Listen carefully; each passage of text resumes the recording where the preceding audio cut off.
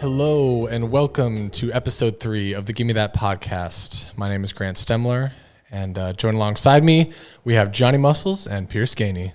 How's it going, Gimme Nation? Good to be back on with you guys. Welcome, Gimmies. Gimme Gang.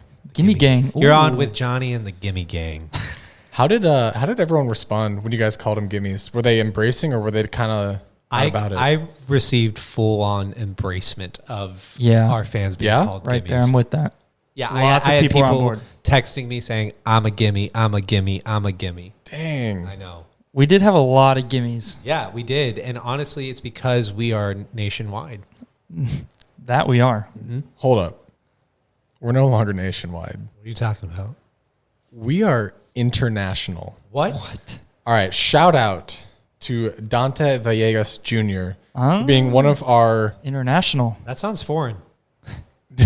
Philippines, actually. Well, I recognize well, him. he helped us eclipse the 100 follower mark, and yes, he is from the Philippines, and I believe he's a follower of Pierce. But I guess day one fan of the Gimme That podcast. Wow, so we are officially international. Woo! Amazing. Wow. I did not think we'd be here. Yeah. Wow. I mean, we did say on episode 2 that we wanted to take this from national to global, and this movement, It's going fast. the going gimmies. Can we the gimmies are everywhere. Can we keep up? I don't think we can. I think we're choosing to scale big right now. Give me that. Yes. Yes, absolutely. We are giving it to them. For those of you who missed the last podcast, we did want to recap something that we spoke about last time. And just want to let all you know, we received 0 DMs of anyone wearing Crocs. And that solidifies that either Gimme Nation is not ready to come out about the fact that they wear Crocs yet, or... Which I'm upset about. Yeah, Pierce wanted Crocs. Honestly, I found them at Marshall's. I was ready to go. We said we would buy them if we got 10 pictures. We got none. Nada for our Spanish-speaking audience. Thank you, Johnny Muscles. But also, from the last episode, we are getting some more sponsor interest. That's right. The latest used to actually be Johnny Muscles' previous employer. Yes, Bass Underwriters. They are an incredible underwriting insurance company. Wow. Yes, wow. I used to underwrite property and general liability with them. Wow. It was Sounds thrilling. Yeah. If you're talking about an office that's made up of hardworking Americans, Bass Underwriters, it's top 3. Wow. well. They've been in talks of being our sponsors for potential merch. That is really exciting, I got to say. So What are you talking about? we might have Gimme merch. No. We might have Gimme merch. But the thing is, we need the help from all the Gimmies to determine what designs look the best. Okay. What do they want to wear? What would you wear? I'd wear a shirt. I'd wear a hat. I'd wear even socks. What about sweatpants? That might be reaching for a little too far at the moment. I mean, I think sky's the limit with Gimme That podcast. I mean, we are international, so that true. does make sense. An internationally listened to podcast. Definitely. So we're going to potentially be dropping some mock-ups of some merch ideas we come up with. We would love your engagement because we need the Gimme That podcast to not just be over the radio waves. We need it to be on the streets. That's right. We need people repping. This is a guerrilla I was just about to say marketing that. movement. This is not something that we want to hide from the world. We want to take it to the nations. Do not be ashamed to be a gimme. Where can our gimmies vote on the mock-ups? So they will be able to vote once we actually mock up something. But on Instagram. On I'll put 'em Instagram. Okay. Yes, we'll put them in the Instagram stories. So be on the lookout and what's the and be Gimme That honest. podcast Instagram handle? The Gimme That podcast Instagram handle is at Gimme That. Add Gimme That podcast because Grant couldn't spit it. Wow. For those who didn't know, I'm just trying to take our listeners to the next level. Well, I want to guide engaged. them exactly where they need to go. So, Okay. just trying to be clear. Hey, that's fair. That's That is fair. fair. I appreciate you saying that. Johnny Muscles really cares about the gimmies. I do it for the gimmies, man. Does I it love that. for the gimmies. Well, speaking of Dante Villegas, who shout out again for pushing us into that global podcast category. This Filipino movement that he's starting in the Philippines. Filipino movement in the Philippines. You heard it here. He, like I said, is actually a follower of Pierce. And likely because Pierce is, I'd probably say, a drone influencer. I may be wrong. Johnny Muscle's backing me You're up here. not wrong. I mean, Pierce is actually one of the most talented drone photographers Wow. and videographers that I honestly have ever come across with. You guys are too sweet. Well, no, But seriously. do you even know any other drone photographers? I was gonna so say. maybe I'm the Actually, only one. I know two other, and you by far supersede Wow. them in talent and Wow. looks in just Ooh. everyday personal life choices. Like you Wow. are the guy. That means a lot. That's That- like Choices. Yeah, life choices. Whoa. pulling on the heartstrings a It- little there. Pierce, why don't you kind of give the listeners maybe a little back the gimmies. The gimmies, yes, thank you. Give the gimmies a little background on your drone adventure and what you're currently up to, and maybe what's on the horizon. No problem. Well, I've been droning for, it's probably around 6 or 7 years now. And I had seen a video, I think on YouTube or Instagram way back when, of someone with a sweet drone shot. I remember it was over the ocean. It was like spectacular. And I was like, I need to do that. And I had only been filming with like a GoPro, swimming around and just doing shenanigans with the GoPro. And you've always been into like media and photography and videography, right? I would say so. It Yeah. always started with the film camera. So I'd been doing film and then transitioned to a GoPro, and then it went to the drone. And I had saved up for over a year to buy a drone. And lo and behold, I get it. The first day I fly it, I crashed it into a tree. No. Yes. With my father standing there. So proud. It was my heart crushed. Because I was like, I just spent all this money, and I didn't have money at the time. And then I go and crash it. And I was like, well, Did it break? it definitely broke. It definitely broke. So I had to save up more money to get it fixed. But then we got it fixed, and then it slowly progressed. And I continued to just fly and meet people, and kind of led to other gigs and just a hobby of mine that I really have a passion for. And I think it's really fun to be in that bird's eye perspective. Birds aren't real. And they're not. So I really do enjoy it. It's super fun. And if anybody ever wants to go out and fly, I'm always down. Nowadays, it seems like I'm not flying as much as I should be, but it's certainly a great time. So 3 things. Whoa, One. 3? Yeah, Do 3. I not even get one? No, you don't. Okay. So 3 things. One, I love that you crashed on your first flight. That's not the only crash. Oh, no, but I love that you crashed on your first flight and you broke your drone. Oh, and yeah. yet that didn't stop you. It did for a little bit, I will say. Well, it But just put you on hiatus. Exactly. It didn't defeat you from wanting to drone, which goes to show that it's actually a real passion of yours. It definitely that you is. have then taken to really evolve it into something beautiful. Mm-hmm. So that was the first thing. Second thing, Thank you. would you say that your evolution of droning has changed from when you started? Definitely. If so, how? Well, I think every photographer can say this as well, is that you look at your work from, let's just say even a year ago, and you can see a drastic change from what you were shooting back then to today. And you can see how your style has changed, how you edit the photos, how you frame up the photos. I mean, Grant knows this, and you can always take a look at your prior work and you're like, what was I doing? This does not look good. Yeah. But in that moment when you were doing it, you're like, that looks really good. Yeah.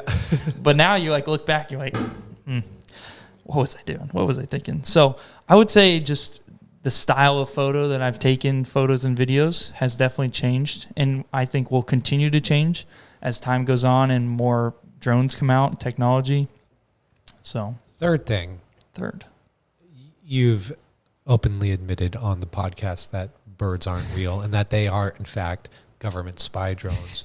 And yet here you are flying a drone, would you say that you yourself are becoming a bird? I wouldn't say that because I'm not spying on the world. But are you watching birds? Watching us? The birds sometimes make it in the drone shots, and I can see. I mean, I see them sometimes recharging on the power lines. Sometimes they're flying close to some people because they might be a hot target. I don't know. But I wouldn't say I am a drone or a bird, should I say, because I'm not spying on people. But some of those other birds out there, you better be on the lookout. You know, I don't think the birds like the drones. Yeah, because... Or should I say the drones don't like the drones? Yeah, because now you're getting close to them to reveal their true nature. That is true. I was filming for a client once with a drone, and a bird drone was coming in for a couple attack swoops, and you were in their territory. Did you fight drone against drone? I didn't. I ran. The government always wins. Government always wins. If there's anything to take away from this podcast today, the government wins. Government wins. Pierce, back to your work. Would you say, for the listeners, that you kind of have a niche? Okay, hold on. Is it niche? Ooh, niche. I've never heard that one. We'll go with niche, but it's niche. Niche? Okay. Yeah. Just had to clarify. Niche. It's niche.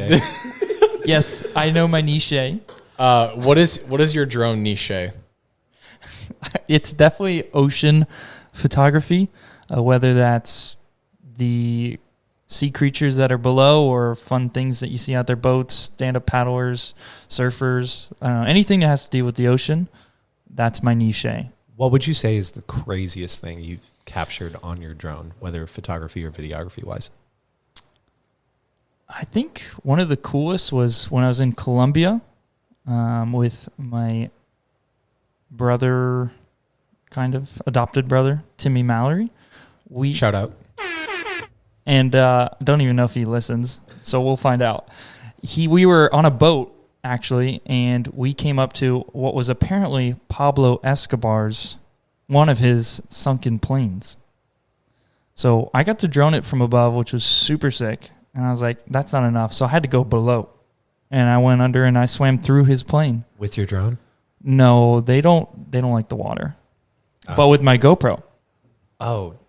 I went below the sea. Wow. I was above and I was like, I need to go below. Any cool findings? Unfortunately not. There's not like a bunch of like $1 million. A bunch of $1 million. Pablo Escobar. Not a single $1 million. Okay. But I think that was probably the coolest because it was said from the Colombians that was one of his planes that got shot down or something. So that was pretty neat. You know, kind of bragging on Pierce, whenever I fly with him, I am just amazed at how he's able to find the best stuff. If you look at his feed, you'll just see he has this knack for finding the coolest sea creatures. And I mean, you know, the ocean is quite vast. So vast. You would say it's pretty vast, right? I'm flying and I'm like, you know, we're right next to each other. We're not trying to, you know, smash our drones into one another. But I'm just, you know, I'm like, wow, those waves look really cool. Pierce, check out my shot. He's like, oh, I found this family of sea turtles. And I'm just like, how? And then he's like, okay, I'm bored with this. And then he goes and finds a shark. And he's in tune with the ocean. And I think he captures it in a beautiful way. I mean, Pierce, so many people reach out to me. And I send a lot of people your way. Hopefully you've gotten some business. But people want your stuff as their phone background on their walls. Are you doing this for people? Are you doing any prints or commissioned work? I do it for the Gimmes first off. Whoa. Yeah. Or did the Gimmes get like a special discount? You know what? They will. Wow. If you go onto my website or on my Instagram, something, I don't know, you want to buy a print, you tell me you're a Gimme, I definitely will give you a discount. Does this technically mean that we have 4 sponsors on the podcast? Can a sponsor sponsor his own podcast? I'd like to think they're Yeah, why not? Yeah. Okay. All right, so I'm officially a sponsor. Hey, that's amazing. Wow. We're really happy to have you. Thank you. Thank wow, you so this much. is like it turned into a segment about me. Yeah. I wasn't anticipating that, but thank you. You're an interesting guy. You guys are so sweet. Hey, the Gimmes need to get to know The gang. the gang. Yeah. No, for sure. I like that. I think And we'll talk about this on other episodes, but Pierce, you're not just a drone photographer. You are a candlestick maker. You are a soap maker. You brew your own beer. Yeah, we're And bringing kombucha. Pierce's beer on. How long until your next batch is ready, Pierce? It'll be about 3 weeks, I think. All right. We're So going we to got do a little bit, but we're gonna do a Very, beer very review. crafty, this guy. Yes. Very don't know if the beer is going to be good, but we're going to film it. The first sip.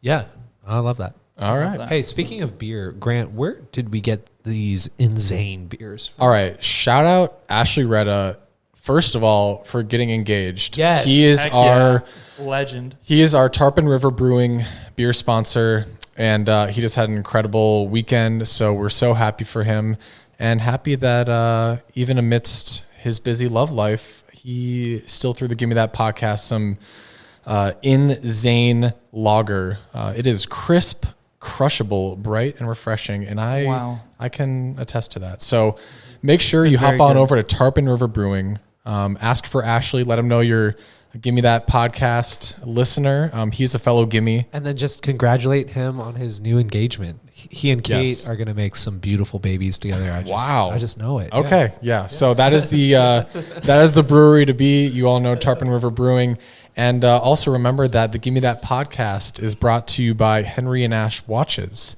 Use promo code Gimme That 40 for 40% off. 40% off your entire purchase, whether you want a watch strap, whether you want a watch. That's about all they sell. But hey, they're really nice pieces. I'm wearing mine right now. I mean, 40% off. I know- That's Don't leave your wrists naked. that's true. Don't leave your wrist naked. Grant, Yeah. since we're talking about hobbies, can you tell us what your hobby used to be when you were younger? Well, it's not something that I talk about because it's kind of hard to work into conversation. Well, it's like Fight Club. Right. You just don't talk about it. That's true. Sometimes, you want to keep things to yourself and only use them when you need them. But I am a sensei, actually. Sensei Stemler. Wow. For so the what does that mean? Gimmies that don't know what a sensei is, can you elaborate? The sensei, at least in the system of karate, is a black belt. And sensei actually just means teacher. But I'm a black belt. And my kind face would not lead you to this conclusion, but It doesn't. Honestly, I don't think I've ever really seen a move. Like, I've never seen you do karate. Oh, I've seen him do karate. I don't, you know what? So all I know is you say you're a black belt, but I don't know. I don't know if I Well, can trust I haven't practiced karate in about 8 years, to be honest. I haven't seen I've the actually- black belt either. The actual physical No, belt. I've seen the actual physical black Did belt. you get to put it on? I did. Wow. Well, How'd it feel? I think I gave no. Johnny my brown belt. He gave me the brown Yeah, you belt. can't do the black belt. But it took me 8 years to get the black belt, which, just for the listeners, especially people that are familiar with martial arts, a lot of systems, just depending on where you go, they have different timetables for how long it takes to get your black belt. The stereotype is that, a 2-year black belt really comes from a dojo that is just trying to get you in and out because they'll actually charge you money for promotions. So it's actually kind of financially beneficial for them to promote you very fast. And so, you could be in 8 years, let's just say Taekwondo or whatever, you could be like a 3rd or 4th degree black belt. So a lot of the time I actually don't really equate someone's aptitude in martial arts with what their ranking is, but how long they've been in it. Now I'm sure, Length of time. yeah, I'm sure, I'm sure. I didn't know that. Yeah. And it's probably super different. It probably also depends on the sensei that you have and what they truly believe. Because they actually say that brown belt is, at least in our system, was the highest dropout. Because, Where is that on the scale? so yes, good question. Brown belt is the one right before black belt. In my system, you would go, you get your brown belt with 3 black stripes, and then it would go with 2 black stripes, 1 black stripe, and then when you get that final one off, you're in testing for black belt. And that's a long time. And people get that brown belt, and they almost feel, they're like, I'm good enough, but I just don't want to wait for that black belt. I mean, 8 years, that's a long time. Long time. Who determines how you progress? Like, how do you know, okay, you're on that second stripe of the brown belt. What is the test, or what do you have to do to get to that next level? So typically, I don't know. So typically, depending on the martial art, there's a lot of history. My karate was called Goju Karate. It's a traditional Okinawan Japanese style Yes. of karate. And I stopped in my thinking because Johnny is Japanese and his grandmother is from Okinawa, correct? Osaka, but yeah. All right, thank you. Close enough. But they would determine your ranking and whether you're fit by probably just maturity, seeing actual advancement in the class, going through forms, learning weapons. Weapons? Yes. Sounds a lot more daunting than it is. But there was, What kind of weapons are we talking about? you had things called eskrima sticks, which were about maybe... Eskrima stick? A eskrima stick. So there are 2 sticks, and they are about probably 24 inches in length, and they're just a traditional wooden weapon. You have your bow staff. Are those not nunchucks? No, those are coming up. Oh. You got your bow staff, which is just pretty much a long wooden stick. You have your nunchucks, which I did get trained in, and then you have your sai, which are essentially daggers. And so as you go out through the course of karate, you're learning all these forms. Some of them are more advanced, some of them are more basic, but essentially, every single class is an evaluation. And your senseis are, they probably keep a good amount of time to make sure to spread out, to not just rush through, but they're also watching to make sure that you're ready, because they're not going to give anyone a title that isn't deserving of the title. Gotcha. Especially because when you go to competitions, they separate you by rank. And so, if you're going to be going up against the other brown belts, if you're a brown belt, you need to be, they expect everyone to be on the same competency as far as forms and all that stuff. That's just good logic. Right. That makes sense. Yeah. So I haven't, practiced karate in a long time, but, you never lose the title of sensei, which is cool. Like, I could walk into the dojo with my karate gi, which is, the uniform and the belt, and I would still get the same respect as a sensei, which means, the class would bow to me and I would bow back, and, I would be respected. Now, I wouldn't, because I've forgotten a lot of things, but I was going to so ask if you ever have a bad day, I'm just looking to pick yourself back up. You never just enter a dojo with the gi. I'm terrified if they ask me to lead the class. No, but it's just because you're a sensei, you can say no. So if you wanted to, yeah, but there's still other superior senseis. Yeah. So there's a sensei to sensei respect, but there's still a 5th degree black belt. Actually, you get the title of master. Whoa. So my sensei was a master. Wow. Have you had to use it?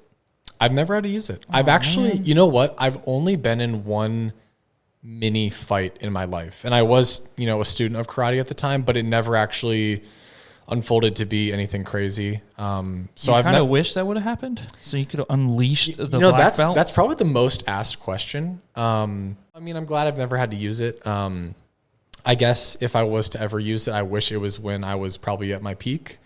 So to be honest, using it now would be very different. Lost a lot of flexibility, lost a lot of probably speed, even endurance. We were fighting. I was fighting grown men from the age of 12. Obviously they weren't pounding on me, as you don't do when you're a grown man, but you take hits and you just build up endurance. So, well, I'm just curious because we're talking about your peak right now. Wow, this could get really sad. No, it's not. It's not sad, but it sounds like you were at one point physically superior to most, and I'm just curious to know: do you miss your karate body? Karate body. I really like that. In all honesty, yes, I miss my karate body. Talk about it. So I was never the big lifter. in karate. Yeah, I don't take you for that. In high school. Yeah, you shouldn't. No. I mean, I was very skinny. However, I probably had like a 6 or an 8-pack, or is like, Wow. And we're talking abs. yes. Yeah. We're not talking Tarpon River Brewing. Go to Tarpon River Brewery to get insane beer. Shout out Ashley Retta. Hashtag sponsor. I thought that was good. That was so good. Yeah, no, I mean, we were working out all the time. And it's just all cardio, pretty much, all body weight. But yes, I miss my karate body. I was the guy with like really annoying confidence that in tournaments there was this one form called Tenshua, and it's the only form that you would perform that a sensei would actually come out to test you during the form physically. So it's all about like a very grounded stance. They actually say that the stance you would be in was kind of birthed from being on like a fishing boat, like Japanese fishing boats, and kind of having that balance, like very similar to Karate Kid, honestly. Right. And what you would do is like you are so like all your muscles are super tense during the whole form, and a sensei literally comes around and like pushes you, like might strike you in the abdomen a couple times, and it's really to make sure that you stay on balance, and even if they knock you a little bit, that you just keep focus. So you could have the option to ask the judges like permission to remove your gi top, and I would do the kata shirtless. Hot. And Wow. yeah, You would. I mean, like high school hot, No, what is that? Just like, I don't know. I mean, like No, a skinny going. No, kid. I get it. But I mean, it's like 3 minutes of just flexing as hard as you can with like really heavy breathing. And Can I ask you, were you hoping to like be seen by some ladies, or was it just, so, like, I mean, the hope was straight probably there. flex? I got to be honest. I don't think I ever really, there was no love affair, in my dojo or the other dojos that I was competing against. But you wanted to impress the ladies if that opportunity was there, But yeah, I was like, okay, I got the abs, I can do it. But literally, that's all I had. I had Tenshua? Tenshua. That's my mom's name. That's all I had. I had no muscles. So I missed my very lean karate body. Would you ever do martial arts? I would love to do martial arts. In fact, I'm turning 30 this year for all you listeners, all my gimmies out there. And, Wow. For 30, Dirty 30? Dirty 30, you got to go big. And I'm actually throwing a karate party for my birthday party. So Johnny Karate No way. will be a thing. I invite all of my gimmies to come out, wear your favorite karate outfit, your favorite ninja outfit, your favorite geisha outfit. When is this happening? This is June 21st, 2021. Details coming soon. There's going to be a sushi boat. There's going to be a weapons demonstration from my boy Sensei Stemler over here. It's just going to be a screaming great stick. time. Yeah, no, I'm the really scream- excited. Whatever it's called. A screamo. A screaming stick. Wow, Dang. that sounds like a great time. So- honestly, I love that you're planning so far in advance. So 30 years old, are you approaching dad bod life? I am on the precipice of it, but I'm Johnny Muscles, and I gotta stay on brand. So I am actually hitting the gym, doing the cardio, doing the weightlifting, so that I can be Johnny Karate with my karate body come June 21st. But Okay. haven't you? I think I remember seeing something that you were almost. Somebody said that you reminded them of their dad, or something like that. Speaking of dad bods. well, okay, no, I Am I on the right track here? You're in the realm. It wasn't dad bod. Well, that's right. Not Johnny Muffin Top. No, not Johnny Muffin Top. I had this problem. It's a reoccurring issue that I still carry with me today. I don't like talking about it, but the amount of times that I get our female gimmies telling me that I smell like their dad is That's right. it's just too many to count, man. Is that a compliment? I would like to think that it is. I use Old Spice. Like, do you say thank you, or do you say? I say the amount of time. Do you say you're welcome? I hear that. Like, what is it? And they're like, I don't know. It's just. I think that's Wait, I I think that's thought a you were compliment. I thought you were an Irish Spring guy. Maybe that's it. Oh no. You know what it is? What is I know what it is. What is it? You use bars of soap. That is a dad thing to do. My dad's a bar of soap guy. Wait, I want to know why you know Johnny is. I live with Johnny Muscles, and one time he bought bars of soap in bulk and asked me if I want any, and I said, bulk? no, I'm not a crazy person. I use body wash. Wait, Honestly, what that's is a hot... bulk soap. It was about like 12 12 bars pack? of soap. Yeah. Wow. I mean, a bar That's of a lot soap. of soap. Okay, bars How of long does soap that last you? suck. Okay. I will debate you on that Yeah. because I disagree. Here's the hot take we've been waiting for. Bar of soap or body wash. That is, it's body wash all day. With a loofah. A loofah. With the loofah. With the loofah. You can do a bar of soap with a loofah. Yeah, but no. Yeah, because you can just rub the soap on the Yeah. loofah. All I got to say is whenever I go to hotels and I see that their option for washing my body is a bar of soap, I am so mad. Do you not feel clean after, or what? It's what is just this? like what, I it's sense this some thing, animosity. It's with this that. thing that like it like slips out of your hands and then you got to pick it up on the Yeah, it on gives the your slippery- shower What time more happened fun. between you and a bar of soap? Yeah, something dramatic. No, it's just I don't like the feeling of it in my hands, and sometimes when you have to pick when it up it's from in the your ground, it gets nails. under your yes. Yeah, well then you're cleaning soap, your nails. Soap under the nails is like Well then you should trim your nails. There's your answer. okay. I don't want this to take away from Johnny being told that he reminds the females of their dad and how he smells specifically. So I think it's the bar of soap. Do they ever say why? They don't. They just say that I remind them of something, mainly their dad. Is it usually said with like a good sentiment? Yeah, I mean, like no one's. It's a mad. compliment. Yeah, it's a like, compliment. It really is. It's not like they have daddy issues and everything, but I think it's just reminding them of a good moment that they had. Is it during Having their dad. is it during a hug or is it like just kind of talking and all of a sudden it's like we're hanging out and then a summer breeze comes by and it's just At least they're not telling you smell bad. no, they're not. I'd rather them tell me I smell like my dad. and like Or who dad. better? Like what an honor!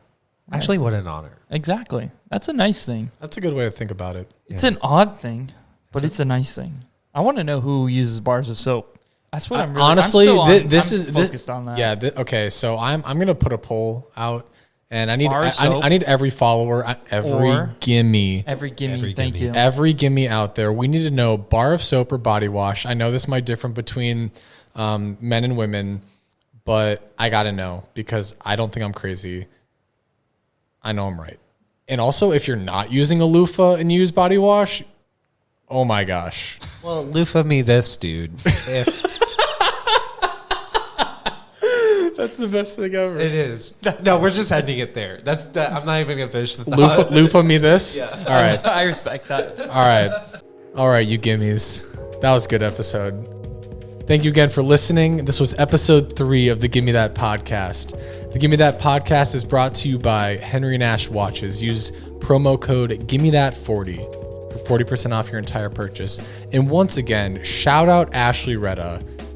We are bringing the Gimme That podcast to Tarpon River Brewing soon. We are going to sit down with Ashley. We can talk a little bit more about this amazing beer that they have brewing up over at Tarpon River Brewing. So make sure you head over, wish Ashley a congratulations, and we'll see you all next time.